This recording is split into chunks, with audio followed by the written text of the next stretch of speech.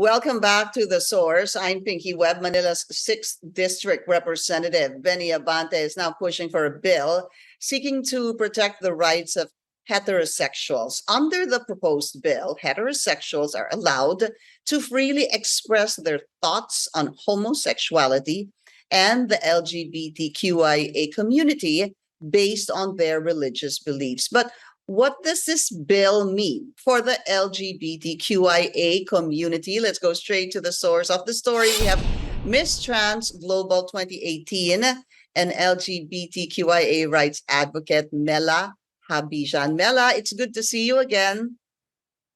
It's good to see you again, Pinky. Good morning at magandang umaga po sa kapuluan ng Pilipinas. It's so nice to be here at The Source.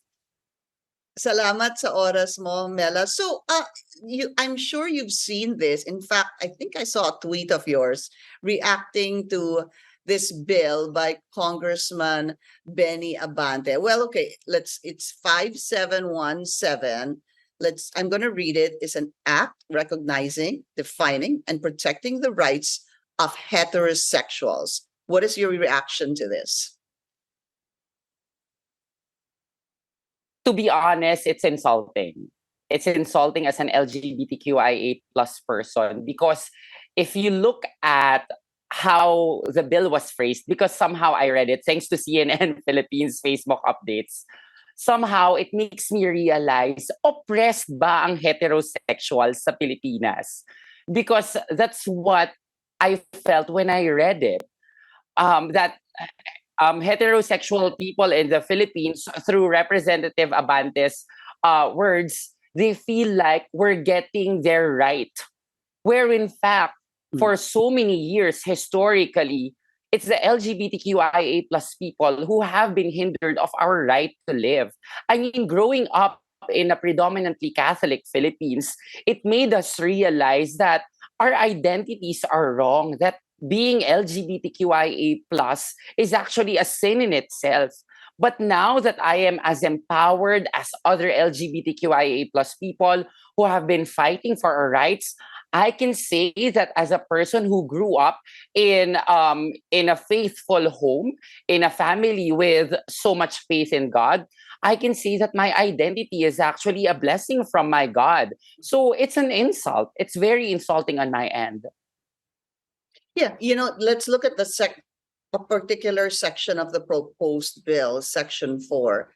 It actually states that this is to adhere, practice, or proclaim, propagate, defend, and protect their religion and religious beliefs, conviction, and standards without interference or abridgment. Sabihin na lang natin, Mela, what is the effect of this in the event that this becomes a law?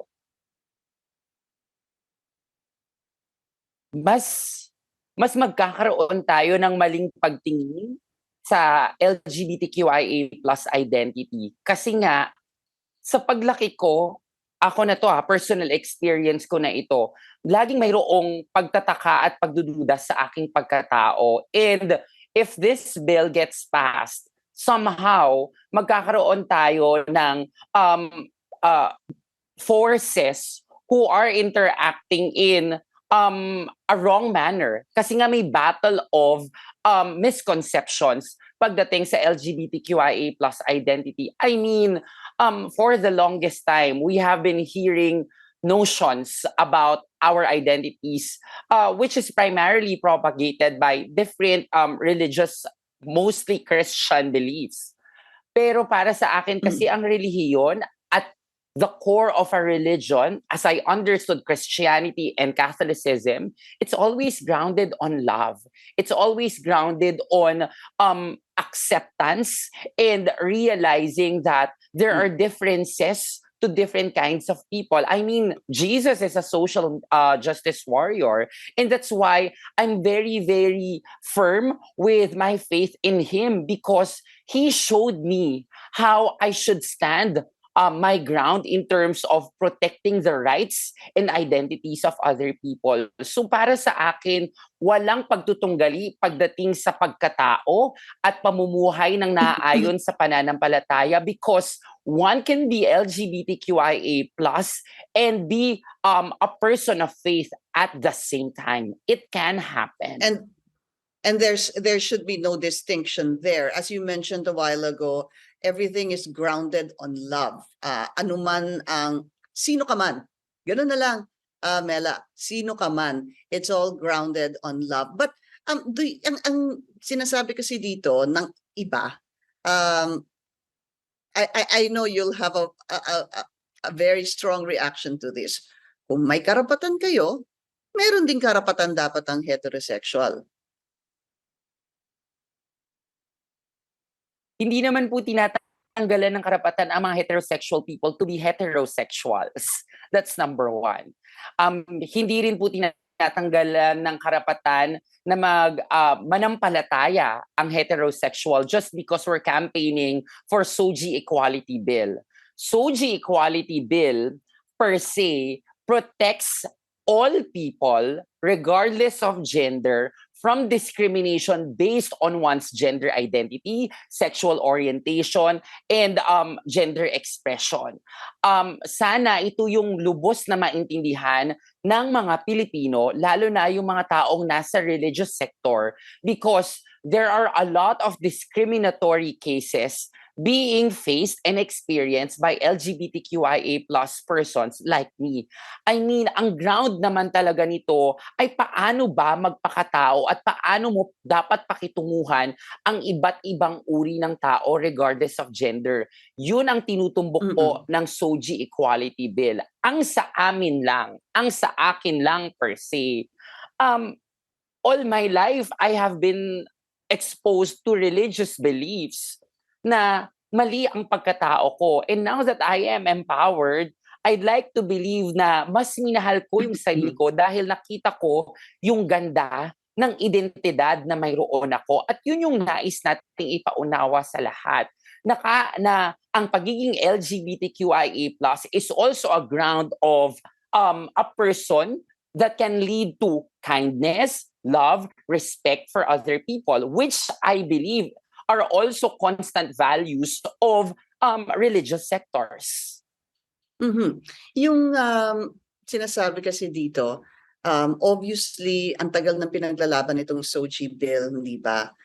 When will this be passed? We still don't know. Right now, how do you think government can protect the rights of the LGBTQIA+ in the absence of the passage of the SOGI bill? That's why we are very active in campaigning and lobbying for ordinances in the city and municipality level. I am involved with Pantay Pilipinas, and Pantay Pilipinas has been actively participating on educating LGUs on how they can mandate anti-discrimination ordinances. More so, we are seeing workplaces implementing inclusive policies in their respective workplaces. I'm so happy that inclusion and diversity is being recognized globally, and it is being adapted by multinational companies and hopefully local companies here in the Philippines.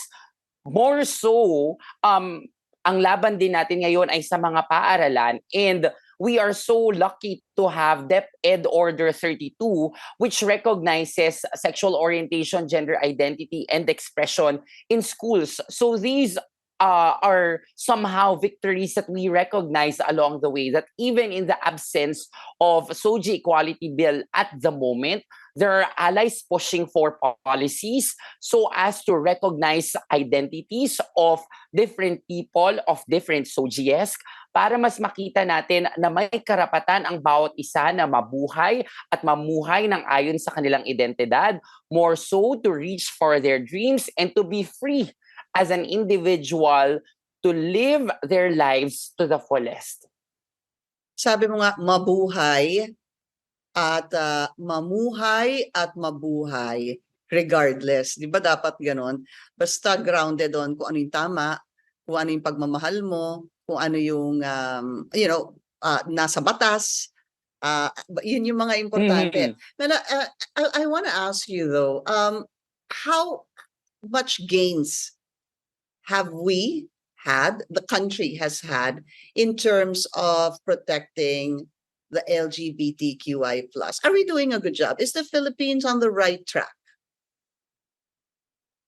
We are on the right track, Pinky. We have slowly progressed thanks to the LGBTQIA plus people who came before us. Ang dami ng revolusyon tayong napagtagumpayan. Imagine before 10 years ago, trans people cannot enter public spaces, although there are still people who hinder us from entering those spaces. Sa panahon ngayon, pinag-uusapan ito.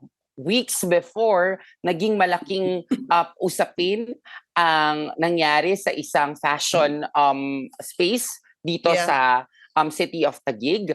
And I am happy that Filipinos involve themselves in the discussion. If this was 10 years ago or 20 years ago, no discussion will be made about this. Automatic na our identities won't be recognized. But somehow, since the discussion, I am here in CNN Philippines being involved in a discussion related to heterosexual act. Nagkakaroon tayo ng plataforma at binibigyan tayo ng pagkakataon na maisatinig ang ating mga palagay, kuro-kuro at opinyon para magkaroon ng lalim ang diskusyon pagdating sa inklusyon. And I am happy that we have come this far. Still, we are far from getting our desire to be acknowledged and to be respected. But to answer your question, we have slowly progressed, and this progress will clearly be a victory on my end. And I think I like what you said, that there is a freewheeling discussion now. Hindi na it's not taboo. Hindi siya, we're not afraid to talk about it. The rights, the sentiments, the beliefs of people are now being discussed openly. And where this will lead us, if and when the SOGI bill will be passed, that's something we will see if it comes to fruition. Mela, thank you so much for your time. Thank you so much, Pinky. Thank you for giving me a space. And I know you're an ally. And to all the viewers of CNN Philippines, I'd like to believe that our allyship with one another will always lead us to a better Philippines. Salamat po. Maraming salamat. And thank you for joining us here on The Source. I'm Pinky Webb. You're watching CNN Philippines.